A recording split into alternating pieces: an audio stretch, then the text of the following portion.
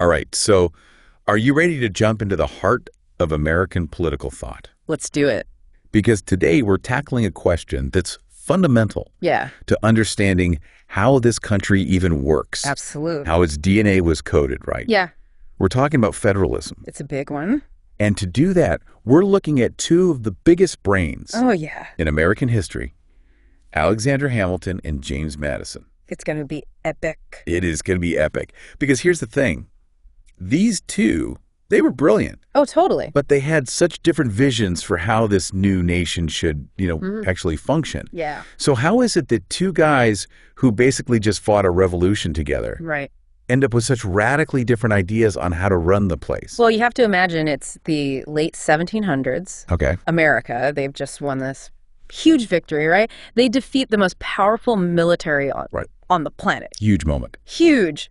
So everyone's excited, but also they're trying to figure out this whole running a country thing. Right, because it's not like they had a whole lot of other countries No. lining up Yeah. to give them advice on how to, not be a disaster. Not a chance. Everyone's watching. Exactly. Everyone is watching this experiment. Yeah. And let's be honest, their first try, not so smooth. Yeah. The Articles of Confederation, not exactly a success story. No. It was like they were afraid of their own government. Well, after fighting a revolution against, what they saw as tyranny, Right. it makes sense they were a little wary of centralized power, right? Sure, but they couldn't even collect taxes. States were like their own little Always a mess. fiefdoms. Everyone doing their own thing. Yeah, like herding cats, right? Total chaos. So enter Alexander Hamilton. Stage left. With a plan. Oh, he's got a plan. Yeah. And a strong central government is like the cornerstone. He's all about that strong national identity. Yes. He's thinking, we just fought a war to be one nation. Right. Let's actually ECT like unified. Exactly. A unified front, economically, militarily. He wanted the U.S. to be a global power. Oh, absolutely. He's thinking big picture, none of this wishy-washy 13 colonies bickering at each other. He's like, we're the United States now. And that's where the idea for the national bank comes into play. Oh, and that was huge, GE. Absolutely. I mean, can you imagine the reaction? Creating a national bank. Controversial much. It was a power move, for sure. Totally, because Hamilton's looking in the Constitution, Yeah. specifically that necessary and proper clause. Right. And he's like, yeah, I think we can make this bank happen. Bold move, right? Bold. And some might even say a teensy bit flexible with his interpretation of the Constitution there. Maybe just a tad. And I'm willing to bet a certain James Madison was not thrilled about that. Now, that is an understatement. But we'll dive into that whole debate in a minute. Okay. First, let's unpack what made Hamilton such a staunch advocate for this superpowered federal government. What was he seeing? What was he afraid of? Well, to understand Hamilton, you got to understand the world that shaped him. Okay.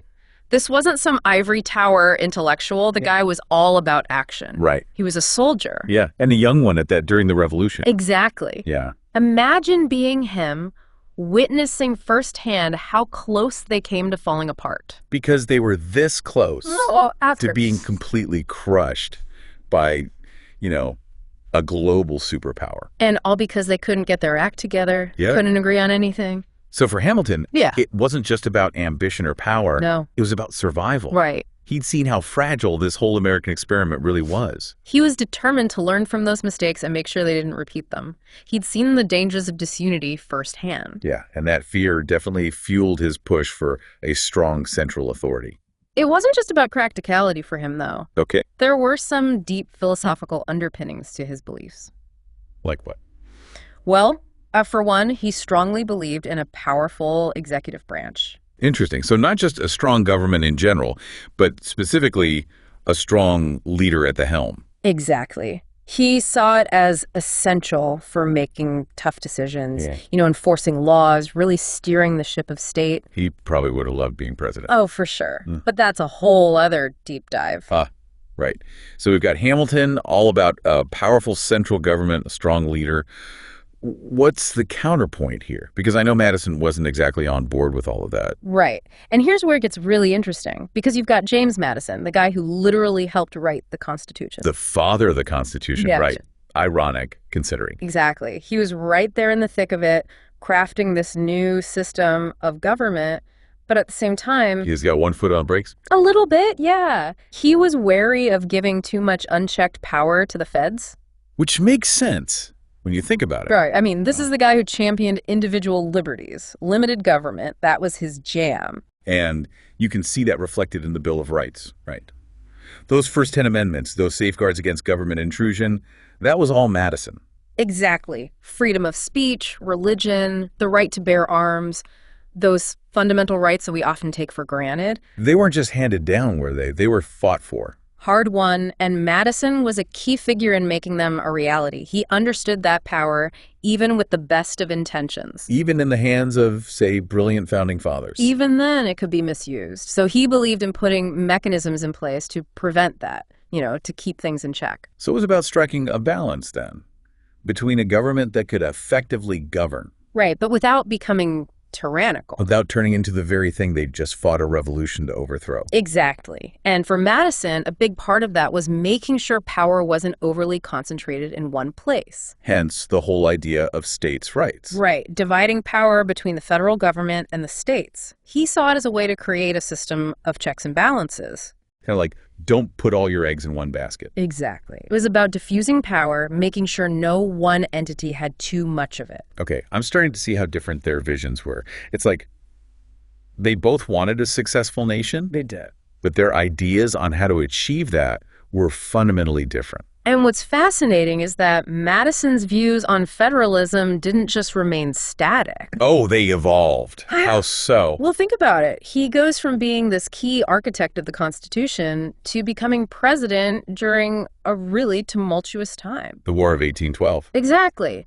And suddenly, he's not just theorizing about federal power, he's grappling with it in a very real way. And that war caused some serious divisions, didn't it? Oh, absolutely. New England especially was hit hard. They relied heavily on trade, and the war basically crippled their economy. There was even talk of secession, right? There was. States threatening to break away from the Union. Can you imagine? The nightmare scenario for someone like Madison, I'd bet. Talk about bringing back some bad memories of the pre-Constitution chaos. Right. The very thing he was trying to prevent. And it wasn't just the war itself. There was something else. There was another event that really solidified Madison's views on federal power. What was that? The Alien and Sedition Acts. Oh, right. Those were passed under John Adams, right? Weren't those pretty controversial? Hugely. I mean, imagine a law that basically made it illegal to criticize the government. Wait, seriously? Yeah. That was the Sedition Act. Basically, any opposition to the Federalist Party, they cracked down on it hard. Wow. Not exactly a shining moment for free speech. No, not at all. And the Alien Act was just as bad. It gave the government the power to deport immigrants they deemed dangerous. Without a trial or anything. Pretty much. It was a blatant attempt to silence opposition and consolidate power. And for Madison, this was a huge red flag. Absolutely. It was a real-life example of how quickly a powerful central government could erode individual liberties. It's kind of terrifying when you think about it. Like, how fragile are those freedoms we often take for granted? It's a good reminder that vigilance is key, right? Even in a democracy, power needs to be kept in check. Absolutely. And it's fascinating to see how Madison's firsthand experiences, especially during those tumultuous years of his presidency, really shaped his views. Right. It wasn't just theoretical for him anymore. He'd seen the potential for abuse, the temptation to consolidate power. It makes you wonder what he would think of the political landscape today. Right.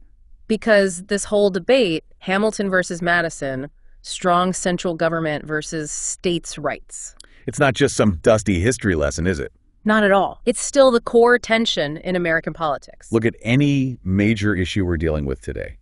Healthcare, education, gun control, the environment. It all comes back to that fundamental question. How much power should the federal government have? Where do states' rights begin and end? It's like Hamilton and Madison are still duking it out in the halls of Congress. Their ideas are woven into the fabric of this country. And it's a debate that doesn't seem to have an easy answer. That's what makes it so fascinating, right? It's complex. There are valid arguments on both sides. And as our listeners are diving deep into all this for their Alexander Hamilton certificate, right. What's the key takeaway they should keep in mind about this whole Hamilton-Madison showdown? I'd say it's this. It wasn't just an intellectual exercise. This wasn't about winning a debate. It was about shaping a nation. They were both fighting for what they believed was best for this grand experiment in democracy. Exactly. And even though they had different visions, they were both driven by that same goal to create a successful and lasting union. A union that let's be honest, has faced its share of challenges over the centuries. Oh, absolutely. But it's weathered those storms, and I think that's a testament to the strength of the system they created. A system built on compromise, on the idea that we can have different views Yes. and still find a way to move forward together. Exactly. And isn't that what's so amazing about studying history? Seeing how these debates played out, the choices they made, the consequences. It informs how we think about the challenges we face today. Absolutely. And it reminds us that we're part of something bigger than ourselves, this ongoing conversation, this experiment in self-government. It's a legacy we all share. And hopefully we can learn from those who came before us, continue the conversation, and find ways to make this experiment work even better for generations to come. On that note, we'll leave you with this final thought. As you're studying Hamilton, as you're thinking about federalism and the balance of power, Yeah. remember that the answers aren't always easy or obvious. There's always room for debate, for different perspectives. So keep questioning, keep exploring, and most importantly, keep learning. And congrats on taking that deep dive into the fascinating world of Alexander Hamilton and American political thought. Until next time, happy learning.